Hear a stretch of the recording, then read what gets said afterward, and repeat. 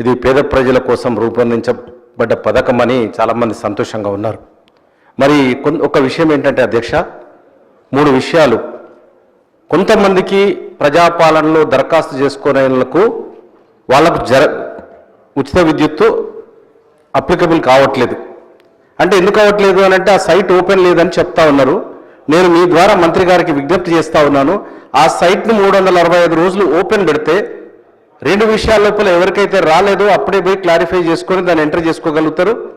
రెండో విషయం, కొత్తగా ఇల్లు కట్టుకున్న వాళ్ళు ఎవరైతే ఉన్నారో, అదేవిధంగా కొత్తగా రేషన్ కార్డులు ఇప్పుడే మా జిఎంఆర్ గారు చెప్పినారు, ఈ కొత్త రేషన్ కార్డులు వచ్చిన వాళ్ళు, కొత్త ఇల్లు కట్టుకున్న వాళ్లకు ఈ 200 యూనిట్ల పథకం అమలు కావట్లేదు.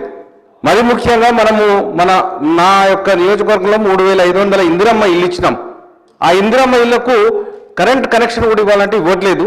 కాబట్టి కొంచెం దృష్టిలో పెట్టుకొని కొత్త రేషన్ కార్డులు వచ్చిన వాళ్లకు, ఎవరికైతే ప్రజాపాలన దరఖాస్తు చేసుకున్న వాళ్లకు, మూడవది కొత్తగా ఇల్లు కట్టుకున్న వాళ్ళకు, ఈ ముగ్గురికి కూడా ఈ యొక్క ఉచిత విద్యుత్తు 200 యూనిట్ల వరకు ఈ పథకాన్ని అమలు చేయాలని మీ ద్వారా కోరుకుంటూ అవకాశం ఇచ్చినందుకు మీకు ధన్యవాదాలు తెలియజేస్తూ సెలవు తీసుకుంటాను.